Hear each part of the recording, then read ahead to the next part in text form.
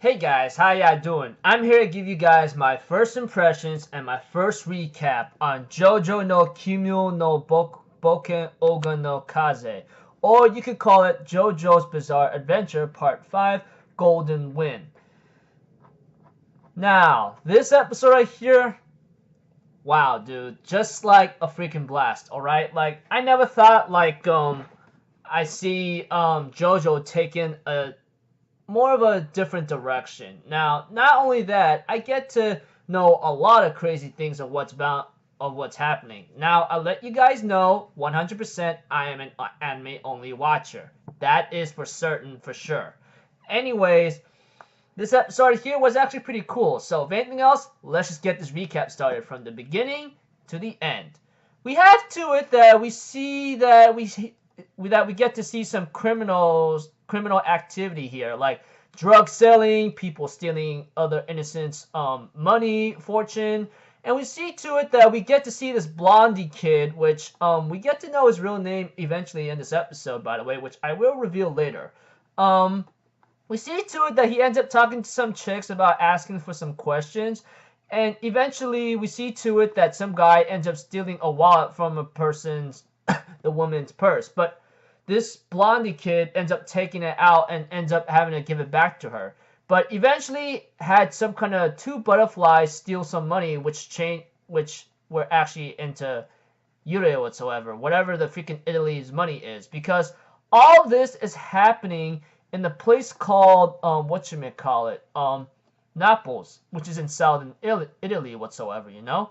And we see to it that eventually, as the episode goes on, we see to it that we get to see that some guy named Teary-Eye Luca, whatever the guy's name is, ends up killing some kind of guy who was supposed to pay a protection fee and before he starts his business here and there, you know. Of course, we see to it that the same blondie kid ends up having to talk to some policemen. But before I get into that, we get to see Koichi. Okay, I was pretty shocked myself to even see him there, okay? Not to mention something that he mentions another person's name, which I will get into just a second. And eventually, this guy ends up deciding to give Koichi a ride, but he tries to steal his luggage, but thanks to Koichi's power of his stand power, of course we all know what that is, he ends up stopping him. But too bad for him, this guy named Giovanna or something ends up escaping him with this luggage bag. Of course, this was shown later about Giovanna's power, you know. But beforehand, he ends up having to have a little confrontation with freaking Tear-Eye Luca. Of course, after a couple arguments about paying protection fees here and there, Tear-Eye Luca tries to attack him and steal his wallet. And I end up seeing a glimpse of a picture that seemed very familiar. Even I was shocked. I'm like, is this guy related to him? If you guys watch the episode, you will know what I'm talking about. And I will get into that just a moment. Like I said, I'm going from the beginning to the best I can to the very end. And this Tear-Eye Luca tries to attack him with this spade shuffle, but apparently it had no effect on Giovanna. And apparently it damaged the Teary-Eye Luca instead, and his head's all like busted up or something, or dented up, you know. He ends up saying, I did not want anything to do with this, and I told you I did not want to say anything twice because it's useless, you know. So we get to know a little bit of things that he doesn't want to repeat things the second time. And eventually, as the episode goes on, we get to see Jotaro and Koichi talking to each other. Something about like they're trying to find the guy that looks very familiar in that picture that looks kind of familiar to Jotaro himself, but apparently that is not really the case.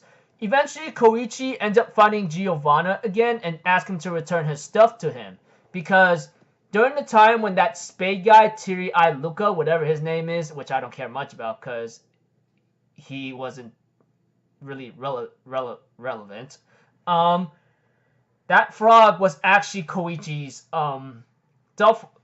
bag whatsoever, you know? And of course, Koichi clashes against the guy for a little bit, but before he could do anything to him, he see to it that Giovanna explained that he sold all of his stuff already, you know? and he tries to escape, and Koichi tries to hit the tree that Giovanna just made his escape with, but apparently it deflected back right at him, just like what happened with Teary-Eyed Luca when Giovanna was hit by a spade shovel, you know? So we get to know a little bit of Giovanni's power. It involves creation and deflecting attacks that comes at him, you know?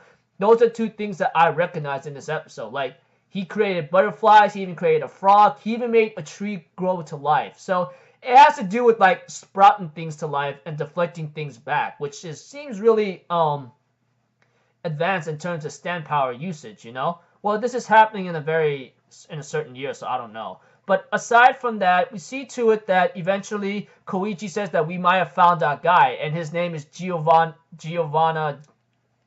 Giro or something. Like, he has this ability to deflect attacks whatsoever, so do you have any connections to this guy? And Jotaro confesses to Koichi, like, this guy might be the child of Dio, you know, and I'm the one who killed him. And he ends up picking up a photo back then of what happened in part 3 of Stardust Crusaders, you know. If you guys been keeping up with JoJo from the very beginning, from season 1 up until now, you will understand that JoJo kept that picture of part 3 for a long time. That included Avdol, included freaking Polnareff, and then Kakyoin and his grandfather, JoJo himself, you know, etc., etc., etc. And Iggy, which we all know what happened to him. Eventually, he ends up saying that, and Koichi even asked Jotaro when Jotaro wanted to confirm that if Dio actually had a child. And we get to see Dio's picture that was in Giovanna's wallet. So it looks like to me, the moment I saw that in Giovanna's wallet when he had a confrontation with Teary-Eyed Luca, whatever that guy's name is, yeah, sucked. I was like, whoa. So we're getting perspective or about Dio's kid, you know, etc. But aside from that, we get to know that this guy's only 15. He's like in his teenage years or something and starting to being a delinquent. And Koichi asks Jotaro, like, do you think he's our enemy, friend, or foe, or something else? And Jotaro's like, what do you think? You met the guy, right? So why don't you tell me? And therefore, Koichi says he doesn't know. He seems eloquent, and he doesn't seem like some kind of crazed up psychopath or something. Well, I will say that he is a delinquent, that's for sure. But a guy who's stealing stuff, etc., he's somewhat of a criminal. I could give to it. And we see too that Giovanna ends up talking to someone that's in a white suit, apparently. Not to mention, like, his name gets revealed in the end. He ends up having a little small talk with Giovanna, asking him, if you actually found a lot of money right now, what would you do? He goes like, I'd keep it. And he goes like, what if I was a cop undercover? Then he goes like, then I'll give you half and ask you to look the other way. And he says he could tell how a person's lying or not. And he asks him, does he know someone that's responsible for someone called Teary-Eyed Luca, you know? He was at the airport recently. So I'm asking you what's going on. Because apparently we have to it that the boss was really upset at what just happened here and there, you know? So I'm going to ask you, have you met up with Teary-Eyed Luca at the airport? And we have to that Giovanna lied and says, no, I didn't. And he ends up saying, okay, I believe you. And we see to it that's for my questions for now. And eventually, when Giovanna said looked like he was safe for now, he ends up having to find a freaking eye in his hand without knowing. He goes like, what the hell? And it's the same guy ends up showing himself to Giovanna and says, that was Luca's right eye, I let you know. And let me see here. He even take a look at Giovanna's sweat and tasting it, and he's actually lying. He ends up having a little small clash with him and ends up hitting him with a certain power that caused Giovanna to have, like, what? Fingers of Luca into his mouth. And he explained that we disposed the guy already, but we want to find the person who was actually responsible for Luca's disposal, reason why he had to be killed, because he was useless whatsoever, you know? And we see to it that Giovanna ends up having some zipper-like thing going in on his left cheek, I believe. And later on, it gets only worse from here on out because the guy, his name is Bruno Bucciolati or something, Bucciolati, however you pronounce his name. we see to it that he has some kind of ability that could put zippers on a person, but not to mention, he says that he has the ability to put something in a person's mouth, and he was gonna shove a fire extinguisher up Giovanna's mouth, but he said that's gonna kill you. That's gonna kill you, however. So he ends up trying to settle the score with Giovanna, but knowing that Giovanna is not gonna get out of this unscathed and he has to fight, he ends up summoning his stand power, known to be as Golden Wind, I believe. I think it's called Golden Wind if I remember correctly. Yeah, it's called Golden Wind, etc. So we see to it that they get ready to clash against each other. Giovanna against Bruno whatsoever. So overall, this episode right here was actually pretty crazy. I mean, I never thought I'd get to see Dio's child.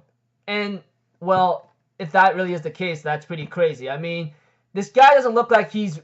Okay, the blondie hair or something might be a little familiar with Dio, but you know, like, seeing to it that he actually made a kid or something was actually pretty shocking.